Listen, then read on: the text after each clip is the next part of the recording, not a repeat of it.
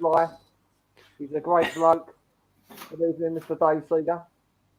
Good evening, Gav. How are we? I'm good, mate. Also joining us, Mr. Alex Brooker. How you doing, mate? Yeah, good, thank you, mate. Yeah, really good, thank you. Thanks for having me. No, well, I've been asking you for about 6 months. Yeah, I know you have. Yeah. Should have asked me to ask him. Well, I know. It's one of those, isn't it? You know what I mean? But anyway, we've just watched the game, 1-1. Don't really have much to say about the first half apart from Bangyan missing a stinker, really, Dave. Yeah, it wasn't. It was like the antithesis of everything that was right about Sunday. It was just everything was a pedestrian. Everything was 2 or 3 touches, no fast movement, no tempo. Everything that was so right in the first half on Sunday was wrong about the first half tonight. And it's this a frustration. It must frustrate Arteta enormously because it's the same players. They play a certain way on Sunday, and then they turn out same players, same formation, and just turgid like they were in the first half today.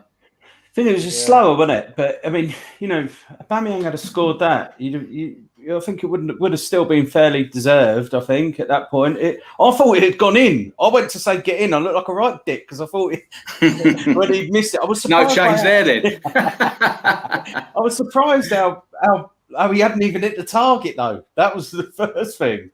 I think no one was more surprised than him. It's almost like he went too casual on it. Do you know what I mean? That's what I was thinking. He just sort of like, it was almost like he sort of just, right, I've got this. They weren't, I don't know. Yeah, it was on a plate, to be fair.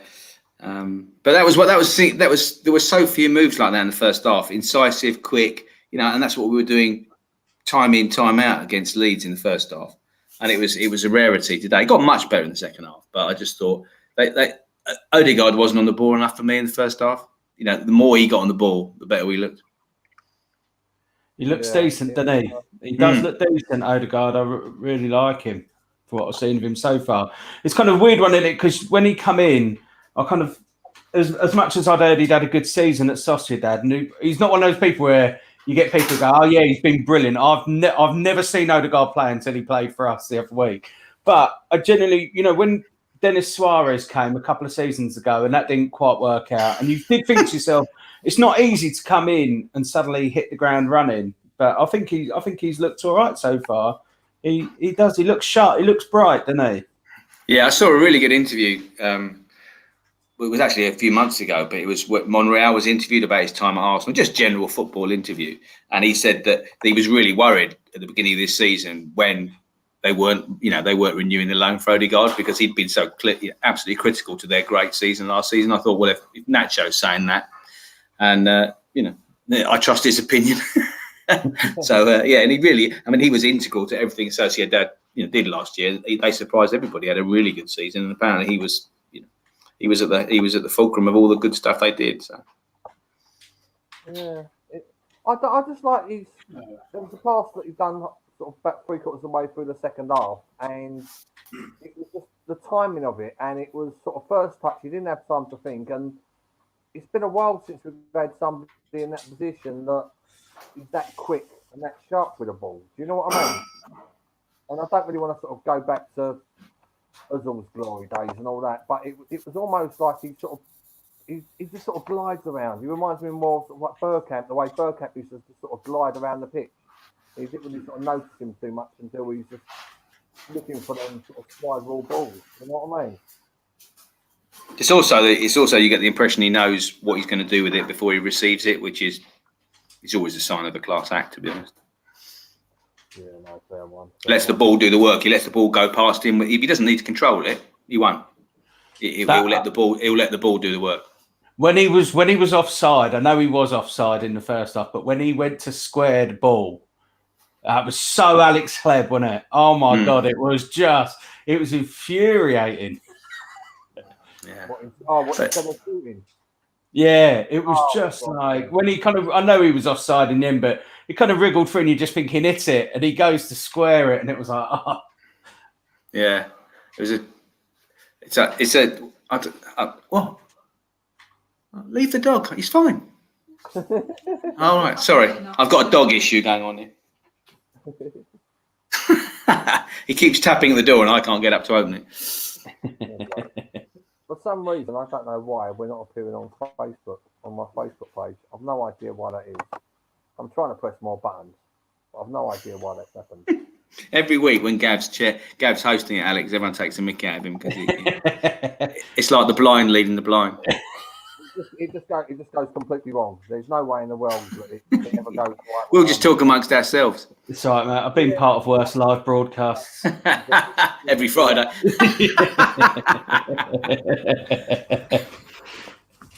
Oh, bloody hell. Anyways, their penalty. Do you want to start with that one, Alex? Well, first of all, when I first saw it, I thought it weren't a penalty, but actually it probably was, wasn't it? It pretty, it's nothing like, Smith Rowe's a young lad, but it probably was. But when it went to VAR as well, because we've had some decisions go against us recently, I did kind of think, cool, even in Europe, are we still going to get done? But looking at it again, it probably was a penalty, but we were sloppy again, weren't we, though? And in the lead up to it, just in the lead up to the penalty, and it was like, how many times does it feel like we're the masters of our own undoing? We create chances. Aubameyang missed one, and we go and do something like that, and it's just sometimes it's so frustrating with us. But the plus side, obviously, is that we got back into it like very quickly afterwards. But Jesus Christ, what was the VAR check on that? On our goal? Idea. Absolutely mad. Like literally, I saw one replay of it and was like, "Oh yeah, that's all right." To be fair to Saka tonight, we just didn't play the ball early enough. There were so many times where Saka was just like maybe half a yard, and Aubameyang in the first half particularly. And that's the difference between it looking like a really poor first half and actually being an okay first half, because there were so many, half a yard decisions. And it was just a case of whoever the passer wasn't releasing the ball quick enough. Saka was playing on the shoulder, Aubameyang was playing on the shoulder. They were trying to hold their run and they were just, come on, release the ball. And by the time we did, they were offside. And it happened so many times. So, yeah, that one, there was absolutely no doubt that Saka was onside, It's also weird because in the Premier League, you get to see the VAR straight away. Whereas we were just kind of sat there waiting, weren't we? So, yeah, and at least in the Premier League, you get to see when they're about to fuck it up. So... Yeah, I mean, I think what do you think? What do you think of the? Gav was saying we haven't had anyone in that 10 role, but we have. We had a good run with Smith Rowe playing there. But I thought, is he going to alternate between Odegaard and Smith Rowe? But I actually quite like Smith Rowe on the left because they're intelligent and they're interchangeable. Odegaard will interchange with Saka on the right, he'll interchange with Smith Rowe on the left. There's no you've got to stay in your particular position. It's very fluid. So it seems to work, even though it doesn't give you that out-and-out width. They interchanged on Sunday as well, didn't they, against Leeds? So it was... No, I quite like it. It was surprising as well. The other thing I was surprised by is the fact that he normally puts Willian on with about 20 minutes to go, and today we only got a minute of Willian. So I'd see that as progress. Well, also, Martinelli came on for 15 minutes, which was he didn't get much of a look in, unfortunately, which I think most Arsenal fans will be disappointed about, because I think we've all been getting a little bit concerned at the lack of game time he's had the last month. Yeah, it was a shame for Aubameyang as well, because I know because he came off and he'd missed a couple, hadn't he, before he went off as well. Not just the first half. There was the one where he kind of dragged it wide and you'd probably expected him to score. And then there was that other one where he was sent pretty much through and he checked back and... I don't know why he needed to check back. Yeah, it just weren't his night. It weren't his night, was it? No, it was. I don't think it was a lot of their nights, but I think they all just played average. I think that was the problem. There was no one who sort of really took it by the scruff of the neck. Even Saka, I thought, was quiet in himself. He was running and looking busy, but he's played a lot better for us this season than he did tonight. It was. Yeah, he was back to the sort of 2 or 3 touches and sideways passing tonight, wasn't he? I mean, Ceballos tried. Ceballos had a couple of good sort of slide rule through balls, didn't he? But didn't quite hit the mark. But Xhaka was definitely on one of his lack of concentration nights. I mean, that ball across the penalty area at the end of the first half. What was he thinking? I mean, that could have easily been 1-0 to them easily. Yeah, it was a weird one. I'm skipping right to the end of the game, but did you see when Ceballos got subbed off at the end? And he looked like he was throwing a straw. I didn't notice that at all. I thought he was quite encouraging to El Neni. I think he almost sort of shrugged off when they went to sort of pat him on the back. I don't know whether I'm sort of looking too much into it, but I quite like seeing players getting the ump when they're subbed off. They should have the ump. You know what I mean? But I didn't get them 2 substitutions right at the end. It was just a bit pointless, wasn't it? I mean, it's always pointless bringing Willian on, but why? I just didn't understand why you bothered doing it. You know what I mean? Was he running the clock down or? Maybe. It was an odd one. I mean, a lot of people got angry on the weekend when El Neni came on. I had no problem with that. Trying to tighten the game when we're 4-2 and we're looking a bit on edge. The penalty maybe could have happened, and we looked a bit like we needed to tighten the game up. And whatever you think about El Neni, he does do that very well. He just gets the ball, gives it simple. Doesn't give it away very often. But today, no, it was an odd one. But I don't know what Alex thinks. I mean, I think it's interesting because we all know that if Thomas Partey's fit, Thomas Partey plays. But I think most people assume that Xhaka will be the partner. But the way Ceballos played for the weekend, he's obviously trying to make a case, isn't he?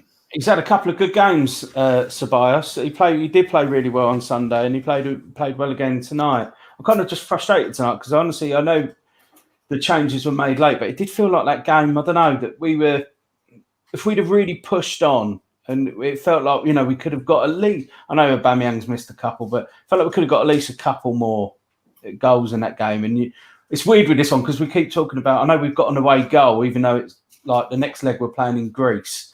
But away goal in a 1-1 result doesn't really mean it. It's only a 0-0 that's gonna be any good for, isn't it? But it's an odd one. Yeah, it does. But I do feel a bit frustrated at the end of it, really. And they certainly weren't going for the win. No, that's it. That's what kind of surprised me slightly is that he wasn't kind of going more for the win. It would be typical us to be the first team to have been knocked out on away goals without actually playing a home game. Yeah, that's Arsenal in Europe all over. Because I mean, we're cursed in Europe. Let's get this straight. We're cursed in Europe. Apart from one or two seasons ever, we've been cursed. Do you know what I mean? So I think we should all go over to Europe and piss in every single corner of the place. Do you know what I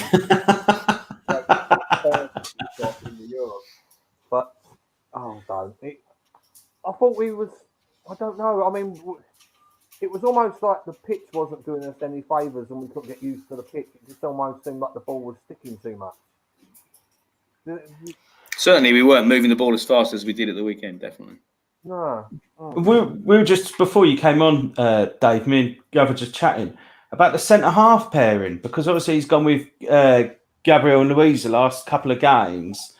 Like, I wonder whether, do you reckon that's what he thinks now is probably his best centre-half pairing? Do you reckon he's resting Holding? It's an odd one because he gave him a new contract. He talked him up a lot, and I thought Holding's been getting better week in, week out. There's still a gaff in him, but there's a gaff in all our centre backs, to be honest. And I don't think the weakness in Holding's game was his passing, and I think that's got so much better this season. So yeah, it does seem a bit harsh, but I guess Gabriel was always going to be the first choice. The interesting one for me is Mari, because Mari played 3 or 4 cracking games when Gabriel was out on the left side of the centre back. And I sort of wondered whether it was going to be Holding and Mari, because it was for a while. But yeah, it's a really odd one because Chambers can't even get a minute. No, at all. I'd say I like the look of that guy who went off for them though. That Verissimo, and that was his first game for them. It was his debut, the Brazilian, the right-sided guy. He pretty much marked Aubameyang, barring the 2 or 3 moments he got clear. He had a really good game against Aubameyang. He looked really tasty, very quick as well.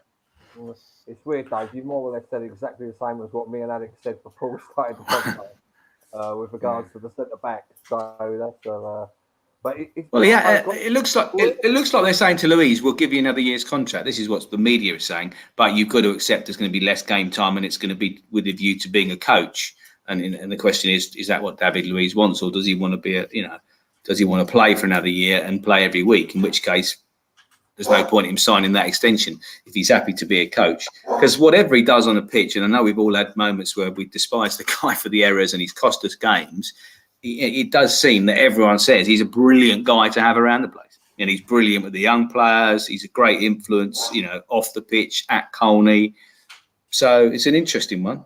I'd be brilliant to have around the place, but they're not going to have me there, are they? I'll talk to the young players. I'll talk to them all day if they want. Yeah. Oh, okay. Yeah. I'm not sure you'd have the technical input, however. You're not two-footed enough. Louise is much better at Here we go. Now we're cooking, Dave. 16 minutes that was, Alex. It took him 16 minutes. I tell you what to sit next to him when he kicks the chair of the bloke in front of him. He can't feel it, but the bloke in front of him is in agony. Yeah. It wouldn't bother me. It wouldn't bother me though for if they'd done some kind of deal with Louise where he is sort of taken on as the coach once he finishes playing, because you've got to look at what he's won over the years as well. And we haven't got that many people and that many. Well, we haven't got that many staff or that many players really that have won the big trophies, and he has. Willian? Jesus. Don't even go there. Genuinely, like, what? I know it sounds weird, but you shouldn't write people off, but I honestly can't ever imagine it's going to happen for Willian. I know it's like there's players where they struggle to get going sometimes, but just with him, do you not just think it has got to a stage already where it is like, got to cut your losses with this geezer, like not bringing him on and stuff like that. Even when you bring him on, he kind of doesn't really look like he's going to do anything. And it is an odd one. It is an odd one. There's a comment at the bottom of the screen there from Trevor Piner saying Arteta's tactics or lack of them have started to concern me. It's been over a year of charge and we still lack an identity. I actually don't agree with that. I think we are starting to get an identity. It's just a case of the final few pieces of the jigsaw. And I think it's that playing players who are going to move the ball quickly. It didn't happen tonight, but it happened the first half against Wolves, the whole game against Leeds. It's just that ability to move the ball quickly. And whilst players like Pepe have done well recently, it always takes too long for him to do something. And Xhaka's the same. I think ultimately he wants a team, certainly in the offensive side, where everyone can move the ball quickly. And I think that's the identity, but he's just not got the personnel yet. I don't know what you guys think. Yeah, I mean, it'd be interesting to see how we are because to play the same team twice in a row was actually quite a big thing for us, I thought, tonight. Only 3 years or so, yeah. Yeah, I thought he might make some changes tonight. I know a lot of people were speculating that they thought Pepe would come in tonight and stuff like that. But it would be interesting because sometimes, the more he plays the same players, the more consistency they'll get together. I mean, you're right, Dave. They played differently at the start tonight to what they did on Sunday, and it was the same 11. But I think the more we see his settled team that he'd like, I think we'll see more. Yeah, and also I think the 4-2-3-1. I wrote an article a couple of weeks ago because Lacazette does the dropping, linking, but then doesn't get on the end of it as well. Whereas Aubameyang obviously gets on the end of it much better. But you need that combination. You almost need like Olivier Giroud, but with pace. And I know that Aubameyang's got that in his game, but he's been almost wanting to just finish things off, drift out on the left, not get involved. But on Sunday, whether Arteta's had a word saying, look, if you want to play through the middle, you've got to be involved in the build-up play. And I thought on Sunday, and at times tonight, he did that really well. He dropped deep, he got the ball, he linked up with the three players behind him, and then went forward. And I think if he's going to stay as the sole striker in this 4-2-3-1, he's got to do more of that. He can't just wait to be on the end of things because that's not going to work in this formation. I thought it was a bit of a weird one with Smith Rowe, really. I don't want to. If they are going to play that, they're Smith, Xhaka, and Martin, because I can't pronounce his surname yet, right? Behind Aubameyang, then I want to see more of them swapping about mid-game, etc. And I thought Smith Rowe was just too left tonight, and I think we probably would have been better off with Pepe tonight, to be fair. As much as I like Smith Rowe, he's almost sort of, it's got to be him and that Martin for that central role if they're sort of sticking rigidly to that role. Which I don't really want them to do, but it's almost how it played out tonight. He was sort of too much on the left, and I don't think we're getting the best out of him. I think they might have done a better job. Really. I think the dog disagrees, Gav. Yeah, he's not. Murphy's not impressed. Murphy's not having that at all. With that analysis, I thought Smith Rowe was everywhere tonight. I thought he ran his socks off. And I know he's not naturally a left winger, but I don't think that's the role. I mean, Alexis wasn't naturally a left winger when he played out there. I mean, you don't have to be. You don't have to be hugging the touchline. I think that's the problem with Pepe, and it's not necessarily of his own making, but he has been. When he's been playing either right or left, he is hugging the touchline. He's not, he's not linking. He's not stepping in to sort of switch. And I think Smith Rowe and Saka and Odegaard all do that. I do accept the point that Smith Rowe does it better when he's in the middle, switching to the right, than he perhaps when he starts on the left. But obviously, Arteta wants Odegaard to play. That's why he's put him in. Yeah, no, fair one. Would you keep him, Alex? Odegaard? Yeah, I know. Well, I mean, it's hard to say, isn't it? You don't know what deal they've got in place, if it, how much it would cost for him and stuff like that. But on what I've seen of him so far, I certainly think he's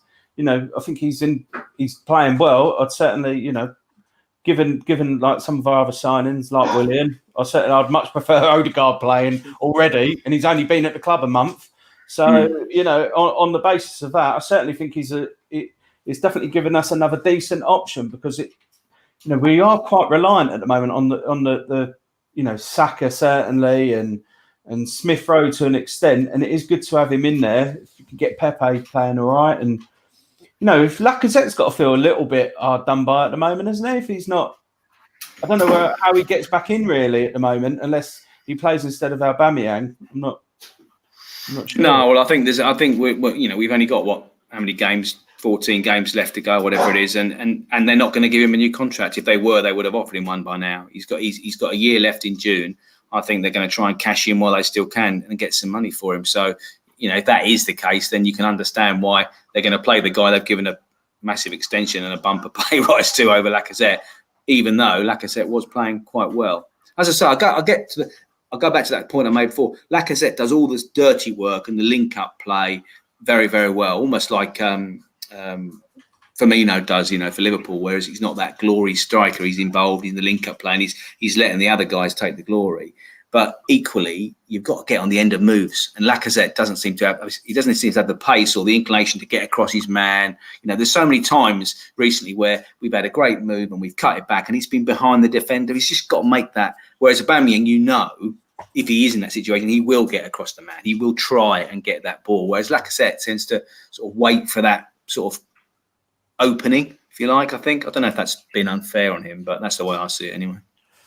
What do you think he'll do for City on Sunday? Do you think he'll play the same again? I'm not sure. I think Tierney will come in, obviously. Do you think he'll definitely start Tierney? Well, he didn't seem to have any ill effects tonight, so you have to assume he was putting him on with that in mind. Well, they generally do that, don't they? I mean, they'll put him on for 30 minutes, and then the next game they'll probably play an hour, and then they'll take him off after an hour. So I wondered whether he might have brought Tierney on and put Cedric on the right, actually, because Bellerin was having one of those not much going right for me nights. He had a couple of good moments early on, but after that I thought, I don't know what. I saw a picture on Twitter earlier, and someone said, there was a video of showing Bellerin, maybe it was about 3 years ago, and the pace, he literally ran the length of the pitch and made a clear-cut opening for Ozil to score. I can't remember who it was against. And someone was saying, God, what happened to that Bellerin? And then someone replied with a picture of Bellerin at that time and a picture of Bellerin now. And you look at the size of his thighs and the size of his upper body then, 3 years ago, and look at him now. It is astonishing. He's like a stick. He used to be built like an Olympic, sprinter. Really thick, stocky thighs, built for that sprinting. And now his legs are like chicken legs. Injuries have done a bit to his pace, obviously, but you think by now it's a year then, isn't it? Yeah. I mean, he has had a year out, and he's never going to get the pace that he had before he done his ACL. He's never going to get that 100% pace back. But he might get 95% of it up, but it might take a couple of years. Well, there was that surge in the FA Cup final, wasn't there? Where you thought, oh, that's the old Hector Bellerin for the winner. When he surged through, you thought, oh, here he goes. He's getting it back. But no, it is a worry, particularly when you keep being rumours that people want him for big money. I'm not saying Cedric would take that role, but it is tempting because much as I like Hector Bellerin, he's not the player we all thought he was going to be. That's my view. I mean, I like him. He's obviously he bleeds Arsenal, but he's not the player I thought he was going to become. No. Stunned silence from everyone there. No, it's true. No, it is true. It's just what we do because you think of us. We've got to make some cash somewhere, haven't we? Again, we've got to. If we're going to cash in on people, I can't imagine there's going to be lots of people queuing up to take Willian off our hands. So we're going to have to try and make some cash elsewhere. Well, the sellable assets are people like Chambers, Lacazette, I guess, El Neni, maybe. I don't know if he's got a year to go, a few million for. Yeah, I mean, there's no big ones, but Bellerin would be a big price tag. Still, I would think. Yeah. I think I said to one of my old Arsenal mates, known him since I was a kid, and we had a little chat earlier today. He reckons that one of the Celtics journalists thinks that we're in for that Edouard from Celtic. Yeah. So I think we did inquire about him in the summer, Odsonne Edouard, yeah, and apparently, I saw some media outlets saying that he's available to Arsenal for 25 million this summer, and if that's the case and he wants to come, I think that's an easy bit of business to do. We've obviously got a relationship, fractious or otherwise, over the Tierney thing, so we have got a relationship. We have done business with him recently. He is the exact type of centre forward that Lacazette isn't, in that he's got that. He's got the height and he's got the pace, the two things that Lacazette lacks. Yeah, but like I say, I mean, I can see Lacazette and Eddie going as well. I can't see Eddie staying another year. Eddie, he needs to move development as a player. I mean, because he's not going to chance. But then you've also got that other issue with that fella behind him, Balogun. What's going to happen with him? So we could end up losing both of them in summer. He didn't make the bench tonight, did he? But I mean, at least he didn't sign a pre-contract with someone else, so we've got more time to persuade him. If that's Arteta says that. Yeah, I thought he had already or something, or it's like there was a lot of talk that he was going to with clubs like Hamburg, but no, he didn't. So, but he obviously had to do that by the 1st of Feb or 2nd of Feb at the end of the window, and he hasn't. So, he's still available on a free, but we've got until the end of June, if you like, to persuade him to sign a contract. Yeah, but Eddie and the likes of Willock and Maitland-Niles will all get good money because there's an English premium, isn't there? We all know that. Yeah. So they are free sellable assets. Willock seems like he's getting on the way up in Newcastle as well. Yeah. I like him up there as well. Well, I saw the first game he played. He scored, didn't he, very early on in the first game? I haven't seen anything subsequently. Oh, a fair one. Right. Well, since there wasn't a huge amount to talk about tonight's game, I think we should bang this head bang on half an hour. And let's, in fact, let's have a little Man City. Do you fancy us for Man City, Alex?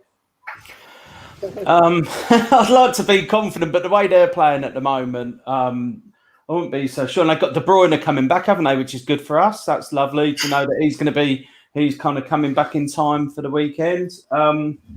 But you know what? I mean, you never know, do you? I mean, we've got to start picking up some wins, but I'm not that confident, and that's not me being just down on us. It's just they're in a brilliant run of form at the moment. They look unbelievable again, and it might be a bit too much for us. That's all. But yeah, I must say, fellas, just on a side note, it's just making me really miss going to the pub after the games as well. So having this chat, I'm not gonna lie, it is.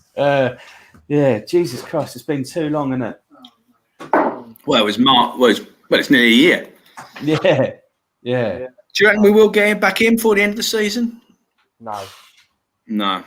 It might be the 2000 again in the last few games, I think. Possibly. Well, if they're talking about opening leisure in April, well, we'll find out on Monday, won't we? Now, I can ask you a question, Gav. I don't give us much of a chance against Man City, but the interesting thing is what Alex said earlier, what we're going to do with the selection, and I think he will keep the same side with the exception of Tierney will come in for Suarez. I think he'll keep it the same. I could be wrong, but I don't see the point of sitting back and trying to defend against them. They're too good. We might as well try and he's got to play. go. Yeah. I wouldn't be surprised to see Holding come in for Louise, and it wouldn't surprise me. or for either one of them. It wouldn't surprise me to see Holding, because I just think he's just giving Holding a breather. To be fair, I mean, Yeah. he knows that there's 2 games a week coming up. I think he's giving him a couple of weeks off, let him recuperate, let him get out of whatever red zone they think he might be in and all that. So it wouldn't surprise me to see Holding. It also wouldn't surprise me to see Pepe as well.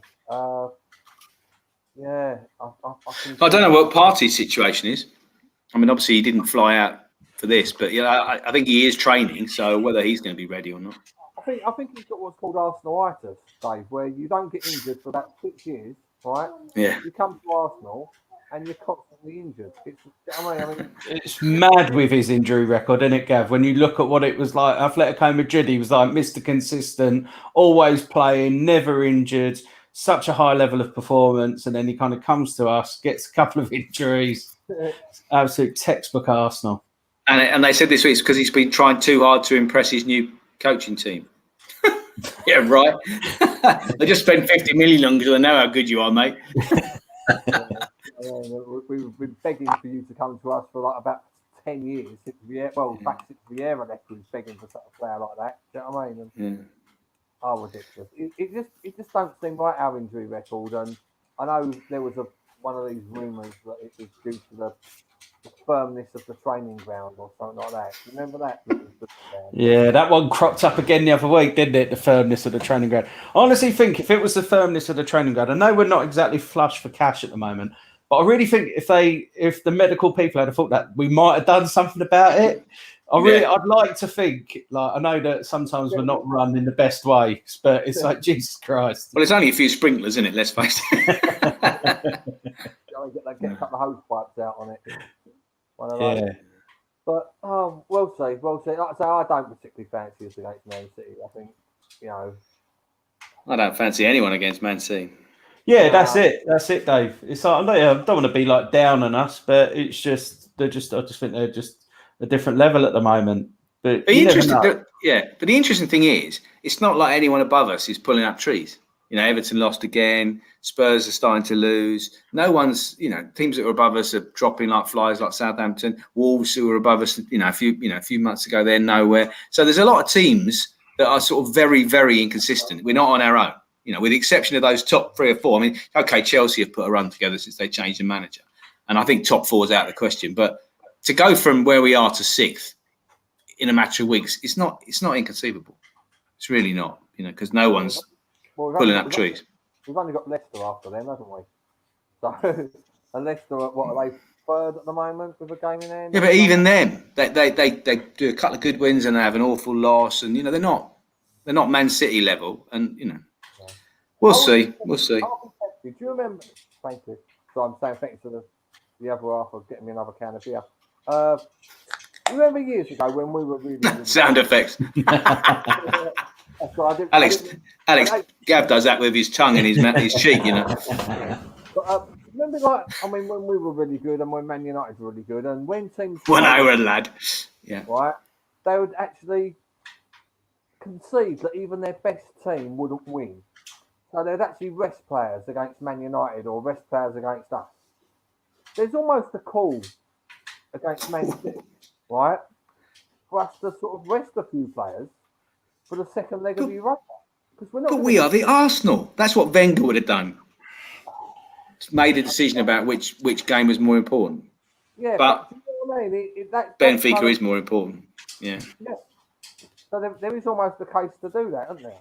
We wouldn't want to see it, obviously, but there is almost a case to sort of rest a few. Yeah, well, with Wenger, he used to rest players, in Europe to try and get in the top 4, and that used to frustrate us. Right now, the Europa League is our shot at glory, isn't it? Really. Well, that's the frustrating thing about the fact we didn't put the game to bed even more tonight. Because we've had a couple. You're looking at 3-1, 3 away goals or something, and you're like, I think we're in good shape. And if anything, against the second leg, he could have been looking at maybe changing things up a little bit and still gone hell for leather. If he changed too many, I think first of all it'd look bad, and also I don't think it'd do us good to get absolutely dicked at the moment either. So you'd like to think he'd certainly keep keep some of those players. Also, momentum as well. How many times have we seen it with like momentum with players that when they play a load of games consecutively? I know they talk about players getting tired, but it also gives them a momentum together. So there is something to be said for it. Yeah, no, fair. But of course, Europa League is our best chance of getting in the Champions League because, like I said, I really don't fancy this top four. I don't think we're good enough. It's just it. There's teams above us that are better than us, and that, you know, I'm very wary of going online and being downbeat about Arsenal because there's enough of that going around.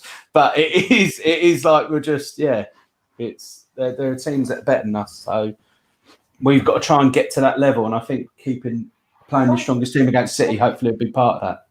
I don't think the thing is, I don't think we're that far off, and I don't think we would have been that far off if we'd kept Partey and Tierney fit all year. If Partey and Tierney had been fit all season, Can't argue with that. I mean, we'd be so much. I think we'd be pushing. We'd be 5th, 6th if we'd kept them 2 fit. Well, pre-injury, Tierney was virtually like playing like a left winger. He was on fire, wasn't he? Absolutely. Yeah. I mean, that game against West Brom and that after Christmas, he was just sensational. It is worrying though how he does seem to get a lot of injuries, because he is so vital. He was like that at Celtic though as well. He didn't. Yeah. He was sort of quite injury prone, but I don't know. It sounds bad. He doesn't look the type, if you know what I mean. It's weird kind of saying that he don't look the type. Oh, fucking swear to God. Oh, anyways, right. Let's wrap this up, gentlemen. It's been a pleasure as always. As Alex said, it's disappointing we're not sitting in a pub somewhere having this kind of conversation and talking bollocks until they kick us out and we have to go home and Alex has to stagger across the road. That's never happened with me and Alex. No, I bet Alex normally puts me in a taxi, to be fair. He's a gent like that.